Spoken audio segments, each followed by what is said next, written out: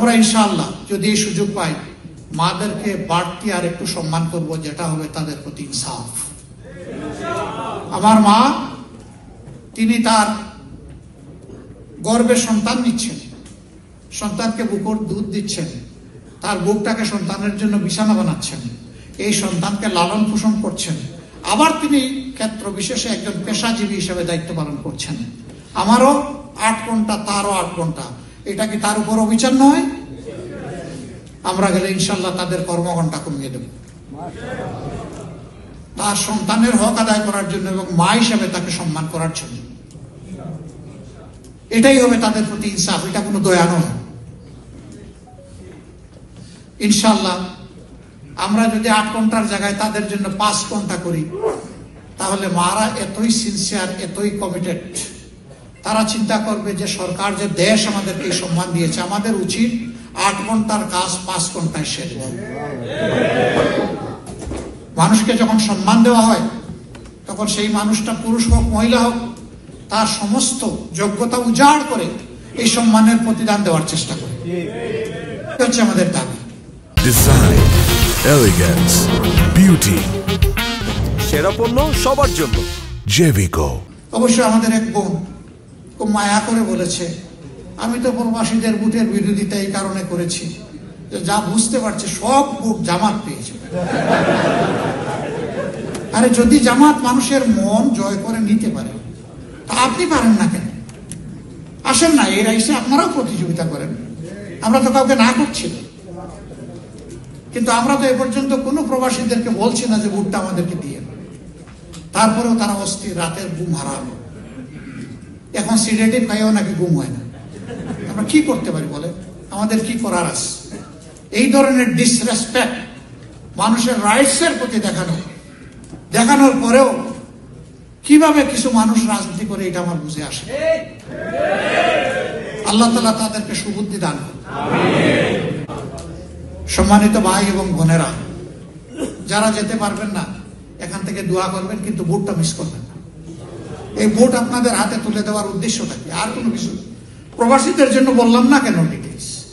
প্রথম দিকে কিছু বলেছি, এরপরে আর কিছু বলি নাই, শুধু একটাই বলতাম, ওনাদের ভোটের অধিকারটা দাও, ওনাদের ভোটের অধিকারটা দাও। কেন?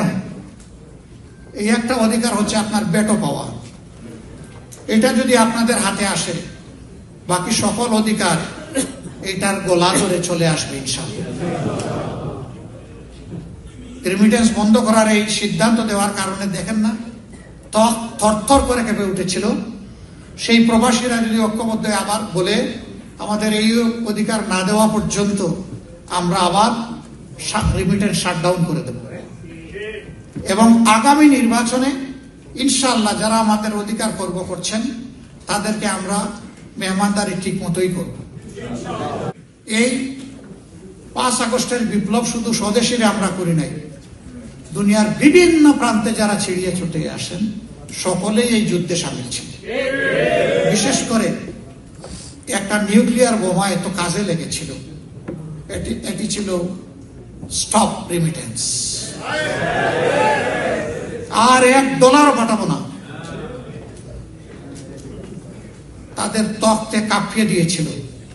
এই জন্য তাদের একটা মন্ত্রী হাত জোড় করে বলেছিল, ক্ষমা করুন, রিমিটেন্স দিন।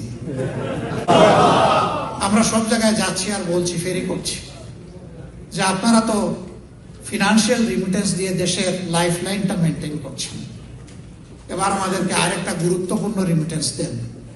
সেই রিমিটেন্সটা হচ্ছে ইন্টেলেকচুয়াল রিমিটেন্স। আমাদের শিক্ষা ব্যবস্থাকে ধ্বংস করে, যাদিকে মেধা শূন্য করে বুতাদের হাতে সারা দেশ তুলে দেওয়া হয়েছে। অনেক মেধাবী নিজের মেধা হেফাজত করার স্বার্থে, তার সামর্থ্য নাই, তারপরেও মা বাপ সব কেউ বিক্রি করে তাকে বিদেশে পাঠিয়েছে। আলহামদুলিল্লাহ আমাদের মেধাবীরা বিভিন্ন দেশে তারা গৌরব উজ্জ্বল ভূমিকা পালন করছে। সেই সমাজের উন্নয়নে তারা অভূতপূর্ব অবদান রাখছে। আমরা এই মানুষগুলার থেকে একটা অংশ অন্তত বাংলাদেশে ফেরত চাই। আমি জানি এখানকার লাইফ বাংলাদেশের চাইতে কিছুটা স্বস্তিদায়ক, কিন্তু আমরা কিছু মানুষ তো ধৈর্য ধরে আছি। ভয় করবেন না, যা আছে ইনশাল্লাহ ভাগ করে খাবো। জনগণের সম্পত্তিতে হাত দিব না, বাপার সম্পত্তি বিক্রি করে হলো সবাইকে নিয়ে খাবো ইনশাল্লাহ। সুতরাং কোনো মানুষকে জীবনের তরে একেবারে এই শত্রুর তালিকায় ফেলে দেওয়া এটা কোনো মুমিনের কাজ নয়। তবে হ্যাঁ, যারা মানব হত্যাকারী তাদেরকে তাদের শাস্তি পেতেই হবে। সম্মানিত ভাইয়েরা, আমরা এই হত্যার বিচার চেয়েছি, হত্যার বিচার শুরু হয়েছে। আমরা জানি এই সরকারের মেয়াদকালে সমস্ত হত্যার বিচার করা সম্ভব নয়। তবে তাদের বিদায় নেওয়ার আগে দৃশ্যমান কয়েকটা রায় দেখার জন্য জাতীয় অপেক্ষা করছে। তাহলে আস্থা ফিরে আসবে। এরপরে যারাই সরকারে যাবে, আল্লাহ যাদেরকেই মনোনীত করেন তাদেরকে অবশ্যই এই বিচারের ন্যায় ভিত্তিক সমাপ্তি টানতে হবে। আমরা এখানে কোনো অবিচার চাই না, মকারি অফ জাজমেন্ট চাই না, জাস্টিস চাই না, কনকক্টেড কোর্ট চাই না। আমরা চাই ন্যায় বিচার নিশ্চিত হোক। আমরা এখানে কোনো মিসক্যারেজ অফ জাজমেন্ট চাই না। আমরা সত্যিকারের তাদের প্রতি ন্যায় বিচার করা হোক সেটাই চাই। অভিযুক্তরা যদি তাদেরকে নির্দোষ প্রমাণ করতে পারে তারা খালাস পাবে। আবার যদি যথাযথ সাক্ষীর মাধ্যমে অভিযোগ প্রমাণিত হয় তারা শাস্তি পাবে। এটাই বিচারের দাবি। আমরা আপনাদেরকে কথা দিচ্ছি, আল্লাহ রাব্বুল আলামিন যদি জাতির এই আমানত আমাদের হাতে তুলে দেন, আমরা ইনশাআল্লাহ তা করব। কোন লাল চোখ আমরা দেখে ভয় পাবো না। আমরা ভয় করব শুধু আল্লাহ রাব্বুল আলামিন, এবং মানুষকে তার ন্যায্য বিচার তার হাতে তুলে দেব ইনশাআল্লাহ। আমাদের প্রতি যে অবিচার করা হয়েছে সেটাও করা হবে না। যারা অভিযুক্ত তাদেরকে যথেষ্ট সুযোগ দেওয়া হবে, তারা যাতে নির্দোষ প্রমাণিত হয়। একজন নির্দোষ মানুষকে ভুল ক্রমে শাস্তি দেওয়ার চাইতে 10 জন দোষী মানুষকে ভুল করে মুক্তি দেওয়া যথেষ্ট। আমরা চাই না কোনো নির্দোষ মানুষ কোনো শাস্তির আওতায় আসে।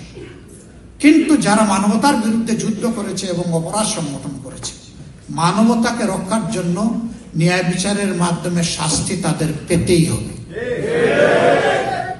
এখানে কোন ছাড়। অনেক রাত হয়ে গেছে, আমি কথা বাড়াবো না বেশি।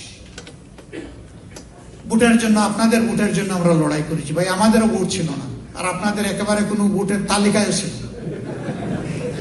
আমরা আসলে উপরে ভোট বঞ্চিত মজলুম। মজলুমের দুঃখ মজলুমরা বুঝে।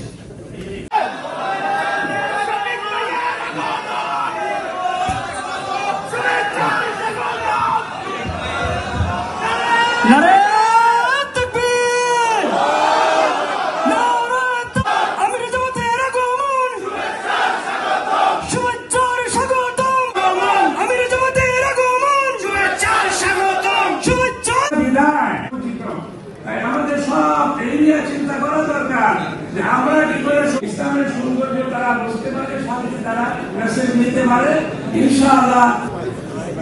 ধন্যবাদ জনাব ডাক্তার জাকির উপস্থিতির সাথে